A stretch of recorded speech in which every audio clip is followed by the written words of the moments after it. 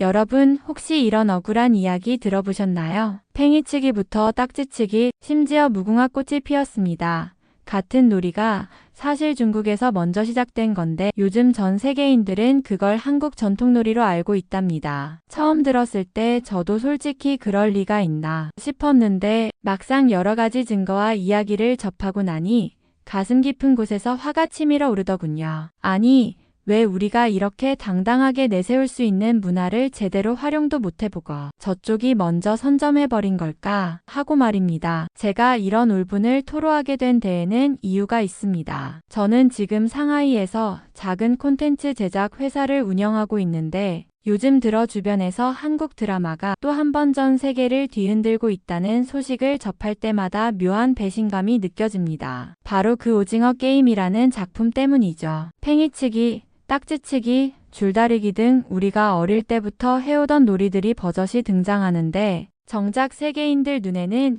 그게 한국 전통문화처럼 보인다니 정말 억울하지 않으세요? 저를 둘러싼 사람들의 반응도 장난이 아닙니다. 어떤 이는 펄펄 뛰면서 저건 문화 도둑질이다. 한국이 또 우리 걸 훔쳐갔다.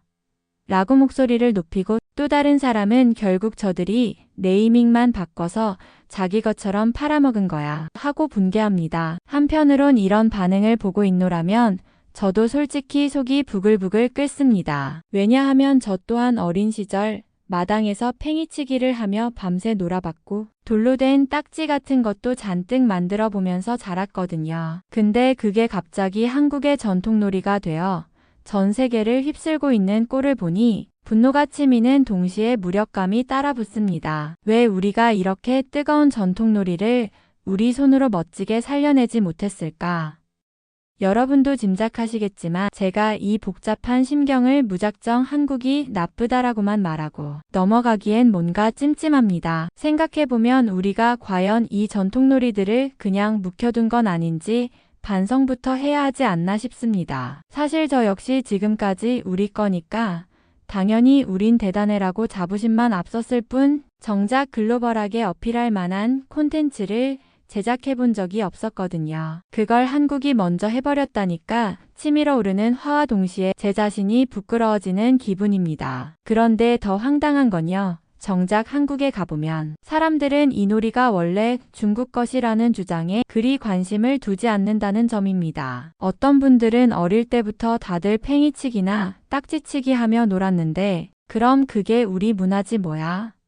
라고 대수롭지 않게 받아들이고 있더군요. 이 사실을 듣자마자 이건 문화의 기원 논쟁이 아니라 누가 먼저 세계인의 마음을 사로잡을 작품을 만들어 내느냐 싸움이었구나 하고 깨달았습니다. 다시 말해 기원을 주장하는 건 뒤늦은 항변일 수밖에 없겠구나 싶었던 거죠. 그렇다고 주변 사람들은 가만히 있질 않습니다. 지금이라도 넷플릭스 같은 데다 대놓고 항의해야 하는 거 아니냐. 원작은 중국 놀이라고 알려야 하지 않겠냐면서 가열차게 목소리를 높입니다. 하지만 저는 솔직히 그런 걸로 우리가 얻을 게 뭘까 싶은 생각이 먼저 듭니다. 이미 전 세계 사람들은 오징어 게임에 열광하면서 한국 문화를 멋지다고 칭찬하고 있는데 뒤늦게 사실은 저거 우리 거임 하고 외치면 과연 누가 들어줄까요? 듣는다고 해도 그 다음 질문은 그럼 중국은 왜 이 재밌는 소재로 먼저 작품을 안 만들었느냐가 될 테니까요. 답답하긴 해도 인정할 건 인정해야 한다고 봅니다. 저는 그래서 직접 한국으로 날아가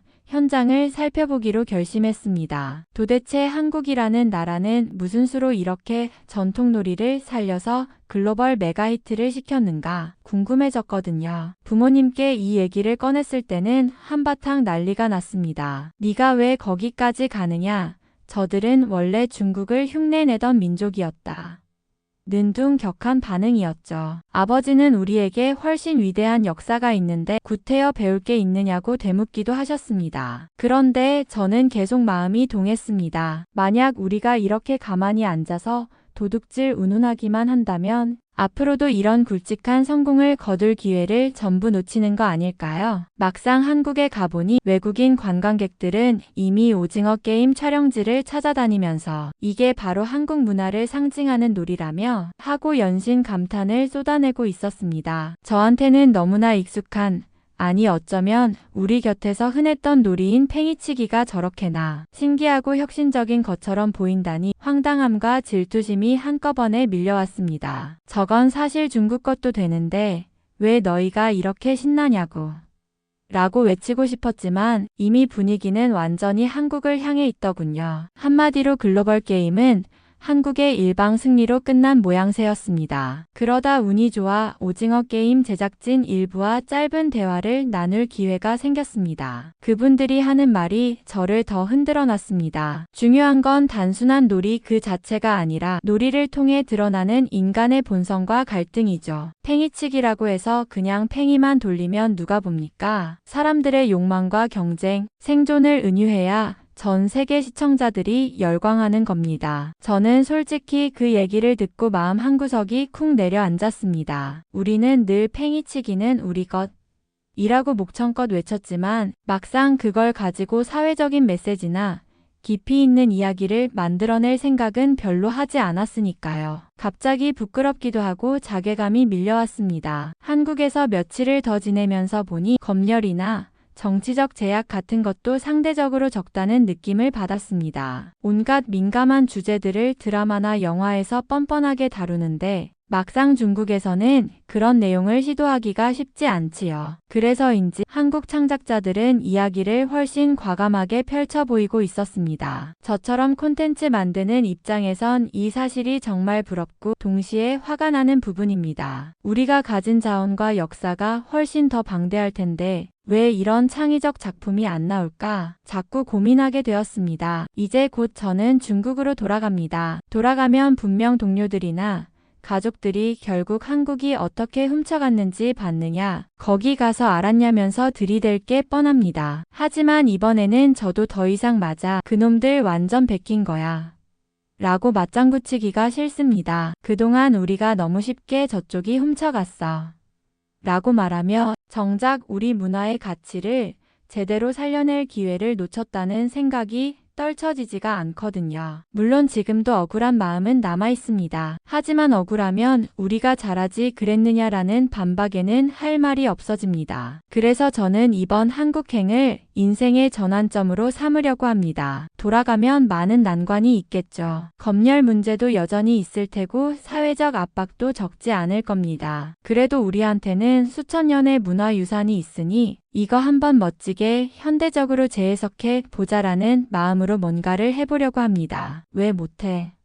라고 자꾸만 주변에서 회의적인 반응을 보여도 한 번쯤 덤벼보는 가치가 있지 않을까 싶습니다. 한국이 말 그대로 태생부터 창의적인 민족이어서가 아니라 노력을 통해 자유로운 사고를 통해 이 자리에 온 거라면 우리 중국도 못할 건 없다고 생각하거든요. 문제는 언제까지나 우리가 과거 영광만 붙들고 베껴갔다 라며 성질만 내고 있는 태도라고 봅니다. 아직 결론 낼 수는 없습니다. 다만 확실한 건 이겁니다. 우리 스스로 무엇을 만들어내지 못한다면 세상은 더 이상 기원에 관심을 두지 않는다는 거예요. 누가 먼저 했든 지금 누가 더 잘 풀어내고 전 세계를 열광시키느냐가 중요합니다. 이 명백한 사실 앞에서 그건 원래 중국 거 라고 외치기만 하는 건 너무 초라하지 않습니까? 그래서 저는 이렇게 다짐합니다. 그래, 이제라도 우리가 다시 시작해보자. 훔쳐갔다고 분개만 하지 말고 새로운 걸 만들어 세상에 내놓자. 언젠가 이런 제 마음에 공감해주시는 분들이 모여 우리도 수많은 해외 시청자들을 사로잡을 굵직한 이야기를 만들어낼 날이 오기를 바랍니다. 물론 앞으로 몇 년 혹은 몇십 년이 걸릴지도 모릅니다. 하지만 적어도 이제 한국이 다 뺏어갔다면서 허탈해하고만 있긴 싫습니다. 제가 한국에서 보고 들은 것만으로도 우리는 아직 무궁무진한 가능성을 갖고 있다고 믿으니까요. 그러니 여러분께 간절히 부탁드립니다. 팽이치기, 딱지치기, 무궁화 꽃이 피었습니다에 담긴 억울함을 탓하기 전에 우리가 스스로 뭘 어떻게 하면 이걸 뒤집을 수 있을지 진지하게 고민해 주시면 좋겠습니다. 우리 조상들이 물려준 보물은 너무나 크고 세상은 여전히 매력적인 무언가를 간절히 원하고 있습니다. 이렇게 절실한 순간에 과연 원조를 주장하는 데에만 열을 올릴 것인지 아니면 우리 손으로 거대한 돌파구를 찾아낼 것인지는 이제 우리의 선택에 달려 있다고 봅니다. 저는 지금 이 선택의 기로에서 꼭 더 자극적이고 도전적인 길을 택하고 싶습니다. 그리고 그 길 끝에서 당당히 세상에 이건 바로 중국에서 이렇게나 멋지게 재탄생한 작품이라고 외치는 날을 맞이하고 싶습니다. 정말 속이 다 후련해지는 그날을 위해서요. 집으로 돌아온 뒤부터 마음이 계속 흔들렸습니다. 한국에서 겪은 시간들은 길지 않았지만 제게는 평생 잊지 못할 경험을 안겨주었습니다. 공항에 내리자마자 반갑게 맞아주는 가족들의 얼굴을 보니 안도감도 들었지만 동시에 제가 보고 느낀 것들을 어떻게 설명해야 할지 고민이 깊어졌습니다. 특히 아버지께서 다소 굳은 얼굴로 저를 바라보는 모습이 아직도 잊히지 않습니다. 리우, 한국은 어땠느냐? 내가 직접 가보니 그들이 훔쳐간 게 맞더냐? 아버지의 목소리에는 어딘지 모르게 긴장과 기대가 섞여 있었습니다. 저를 나무라는 듯한 말투인 동시에 뭔가 확실한 결론을 내놓길 바라는 모습이 느껴졌습니다. 저는 잠시 망설이다가 솔직하게 대답했습니다. 아버지, 제가 본 건 단순히 훔쳐갔다고 말하기엔 복잡하더라고요. 우리가 먼저였다는 걸 몰라서 그러는 게 아니라 한국 사람들은 그놈의 놀이에 새로운 의미와 가치를 담으려고 정말 오랫동안 고민했더라고요. 순간 아버지의 미간이 더욱 깊게 찌그러졌습니다. 어머니는 제 표정을 살피시며 조심스레 한마디 거두셨습니다. 그래도 우리 놀이가 맞긴 맞잖니? 내가 가서 확실하게 확인하고 온 줄 알았는데 뭘 보고 왔다는 거냐, 리우야. 어머니는 직접적인 비난은 아니었지만 제가 뭔가 중대한 사실을 놓치고 온 것처럼 느끼시는 듯 했습니다. 저는 입술을 꼭 깨물고 한국에서 보았던 장면들을 하나하나 떠올렸습니다. 팽이치기나 딱지치기가 외국인 관광객들에게 새로운 흥미거리로 다가가는 순간 게임 속 장면을 따라하며 열광하는 사람들의 모습, 그리고 무엇보다도 그 놀이를 통해 삶과 죽음, 돈과 인간성 같은 무거운 주제를 풀어내는 제작진의 치열함이 눈앞에 아른거렸습니다. 한편 회사 동료들은 벌써부터 저를 잡아 끌며 여러 가지 질문을 쏟아냈습니다. 리우, 말 좀 해봐. 한국 애들이 어떻게 우리 문화만 그럴싸하게 꾸민 거야? 팽이치기 우리 어릴 때부터 한 거잖아. 거기서는 어떻게 드라마로 만들어낸 거지? 다들 분노가 가득한 시선으로 제 대답을 기다렸지만 저는 쉽게 말을 잇지 못했습니다. 말을 꺼냈다가는 결국 우리 책임도 있다는 식으로 흘러갈까봐 동료들이 실망하거나 화를 낼까 봐 망설여졌습니다. 그날 밤 저는 부모님 댁에서 저녁 식사를 함께 했습니다. 아버지는 텔레비전을 켜둔 채 마음이 편치 않아 보였습니다. 뉴스를 보며 한숨을 푹푹 쉬더니 갑자기 화면을 끄고 저를 향해 물으셨습니다. 너 거기서 대체 뭘 배우고 온 거냐? 내가 알던 팽이치기는 어떤 거고 걔네가 만든 팽이치기는 또 뭐가 다르더냐? 저는 진지하게 설명을 시도했습니다. 한국에서 팽이치기라는 소재를 단순한 놀이로 끝내지 않고 드라마 속에서 인간이 삶의 막다른 길에 몰렸을 때 어떤 선택을 하게 되는지를 풀어냈다고 말이죠. 아버지, 팽이치기 하나로도 배경이나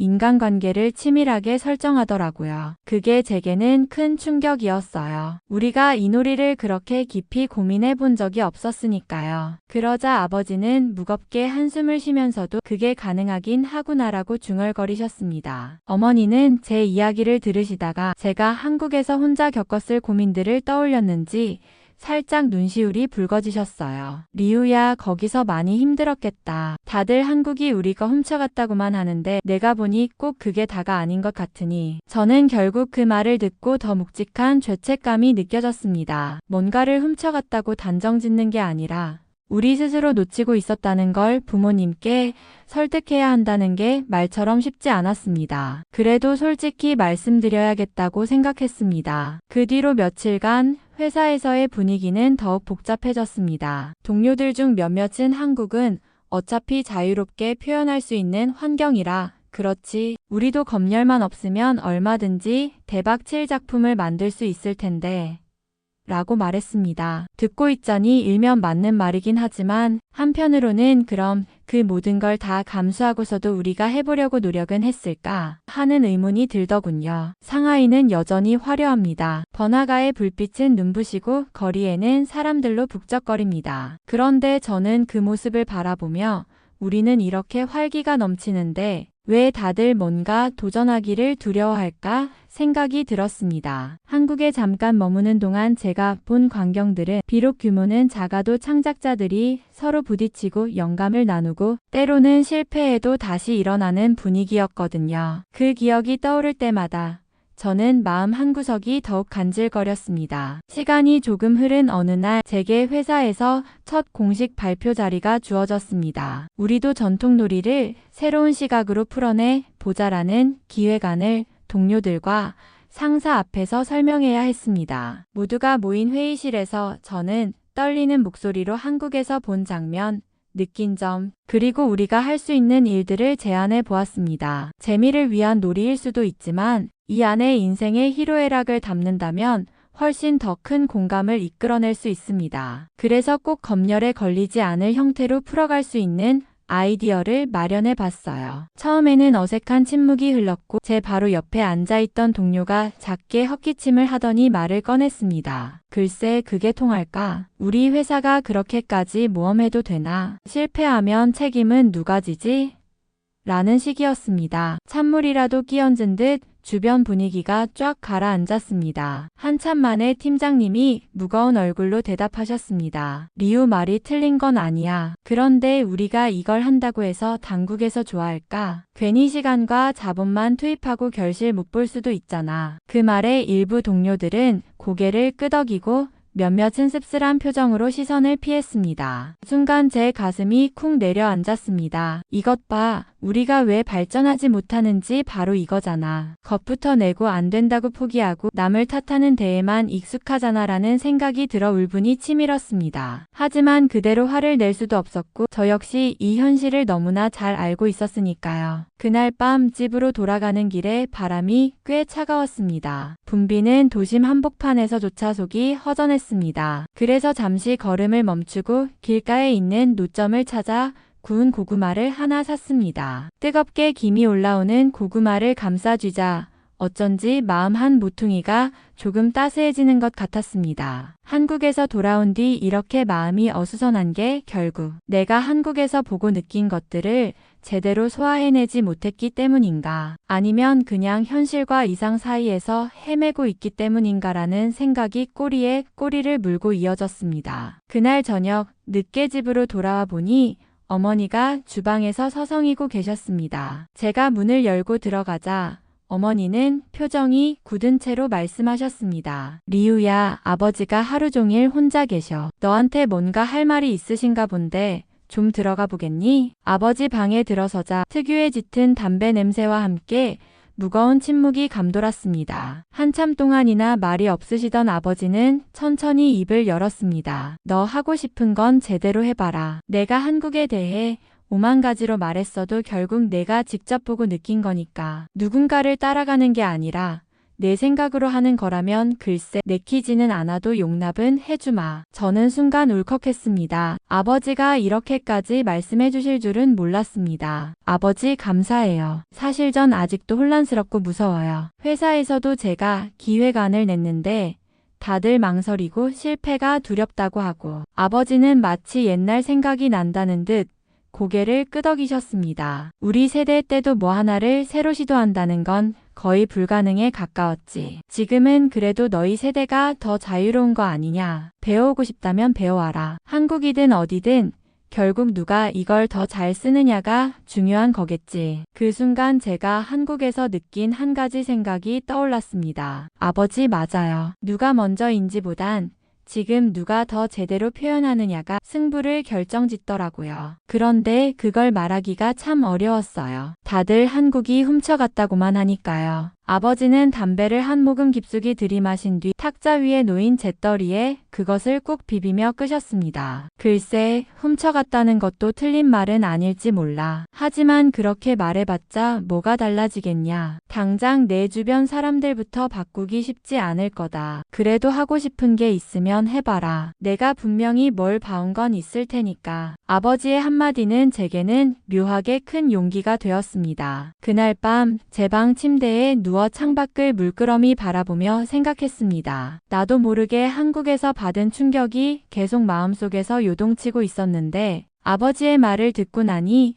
오히려 마음이 가벼워지는 것 같다. 맞아. 현실은 여전히 녹록지 않지만 그래도 내가 뭔가를 시도할 작은 틈새는 있을 거야. 그걸 찾고 실패하더라도 부딪혀봐야지. 그렇게 마음먹으니 한국에서 보았던 풍경들이 다시금 선명히 떠올랐습니다. 사람이 밀려드는 골목에서 관광객들이 이거 한국 전통놀이 맞아요? 하고 물어보던 목소리, 호기심 가득한 눈빛으로 팽이치기를 따라 해보려던 외국 청년들의 모습, 그리고 무엇보다도 거기에 담긴 이야기에 열광하던 수많은 시청자들. 전 세계가 어떤 문화든 재미와 감동이 있으면 기꺼이 환호하는 시대가 되었다는 사실을 다시금 깨달았습니다. 저는 그날 밤 결심했습니다. 회사가 설령 내 기획을 반대해도 나는 이걸 조금 더 다듬고 연구해서 꼭 한번 시도해 봐야겠다. 우리가 가진 전통놀이나 옛 이야기에서 현대 사회가 공감할 만한 메시지를 뽑아내는 건 분명 쉬운 일은 아니겠지만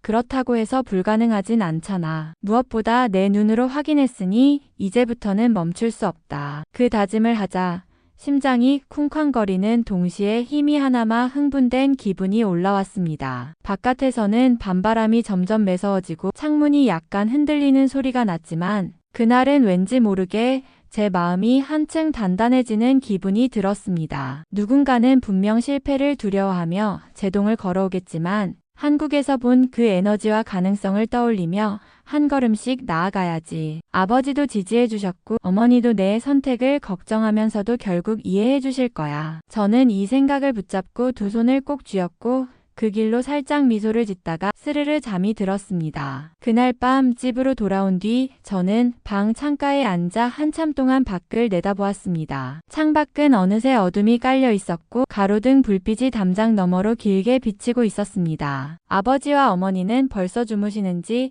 집안은 조용했고 그 정막 속에서 저도 모르게 한국에서 느꼈던 기억들이 다시 떠올랐습니다. 전통놀이가 그저 옛날 흔적일 뿐이라고만 여기기에는 그 안에 담긴 정서와 이야기가 너무나 아깝다는 생각이 점점 더 깊어지는 순간이었습니다. 정말 이걸 제대로 살려낼 수 있을까? 회사 동료들은 과연 마지막까지 믿어줄까? 혹시 또다시 검열이나 여러 가지 현실적 벽에 막혀 포기해야 하는 건 아닐까? 머릿속은 걱정으로 복잡해졌지만 동시에 희망이 사그라들지는 않았습니다. 우연히 길에서 만난 노인이 들려주던 옛 놀이나 마을 풍경을 회상하면 가슴 한켠이 뭉클해지면서도 그래도 해볼 가치가 있어라는 용기가 다시금 솟아났습니다. 다음날 아침 식사를 마친 뒤 어머니께서 조용히 식탁 건너편에 앉으셨습니다. 리우야, 내가 늘 고민하는 걸 보니 마음이 안 좋구나. 그래도 말이다. 내가 뭔가 새롭게 시도하는 건 참 의미 있는 일이니 너무 불안해하지 않았으면 좋겠다. 어머니의 목소리는 은근히 떨렸지만 거기엔 분명한 응원이 담겨 있었습니다. 저는 작은 미소로 답하며 네, 어머니, 걱정 마세요. 실패해도 좋으니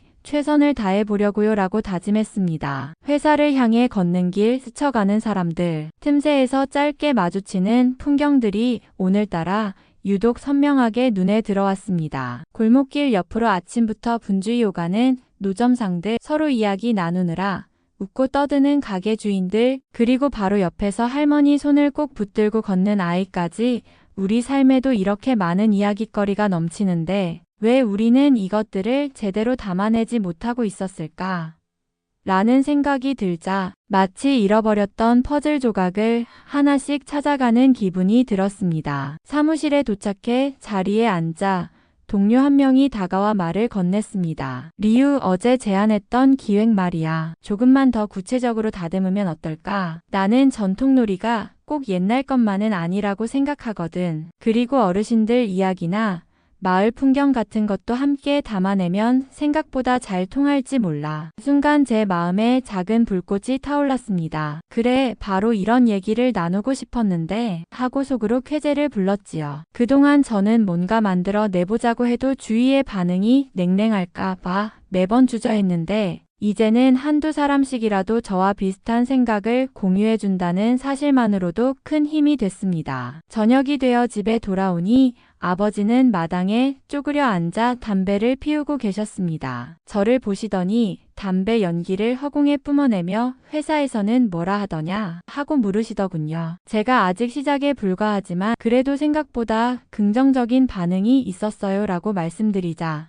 아버지는 말없이 고개를 끄덕이셨습니다. 짧은 침묵 뒤 잘 됐구나. 너도 이제 겁먹지 말고 해봐라. 내 나이쯤 되면 할 걸 해볼 걸 하는 후회가 가장 쓰디쓴 법이란다라고 덧붙이셨습니다. 아버지의 목소리에는 묘한 아쉬움과 동시에 제게 거는 기대가 엿보였습니다. 그날 밤 방으로 들어와 저는 문득 지금이라도 여러분께 이 이야기를 더 많은 분께 알리고 싶다는 생각이 들었습니다. 우리처럼 옛 문화를 간직한 사람들이 이 이야기를 접한다면 함께 힘을 모으고 응원해주지 않을까 하는 기대감이었지요. 사실 이렇게 긴 이야기를 듣느라 여러분도 고생이 많으셨을 텐데 혹시 지금까지 제 이야기에 조금이나마 공감하셨다면 작은 부탁 하나 드리고 싶습니다. 영상을 보시든 글을 보시든 구독과 좋아요 한 번씩 눌러주시면 큰 힘이 되겠습니다. 저는 지금 이 마음 그대로 더 많은 분께 이 소중한 전통의 가치를 전하고 싶거든요. 부탁을 드려놓고 나니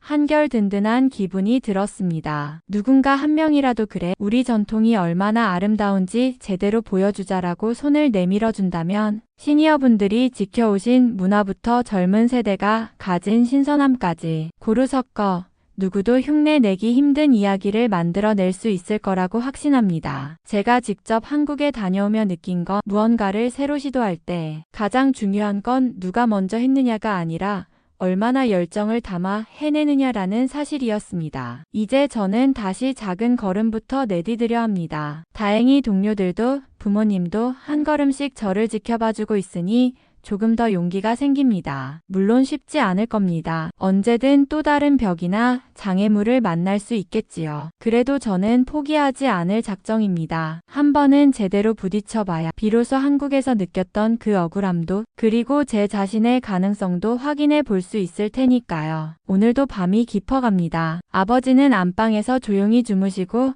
어머니는 부엌에서 내일 준비할 식재료를 손질하고 계십니다. 저는 그 모습을 보면서 잠시 미소를 지었습니다. 앞으로 힘들 때가 오더라도 결국 가족이 있고 응원해주는 친구와 동료가 있으니 계속 해볼 수 있겠구나. 시니어분들이 지켜온 소중한 정신을 이어받아 세대를 뛰어넘는 새로운 콘텐츠를 만들어 보는 것. 그것이야말로 우리 모두가 함께 꿈꿀 수 있는 가장 멋진 도전이 아닐까 싶습니다. 여러분 끝까지 함께 해주셔서 고맙습니다. 혹시 이 이야기를 읽으며 마음 한구석이 따뜻해지셨다면 다시 한번 구독과 좋아요 부탁드립니다. 여러분의 관심과 응원이 제가 앞으로 헤쳐나갈 길에 정말 큰 힘이 될 거라고 믿습니다. 그리고 언젠가 이 길의 끝자락에서 드디어 우리 문화를 멋지게 펼쳐냈다 하고 다 함께 환호하는 그날이 오길 진심으로 바라봅니다. 감사합니다.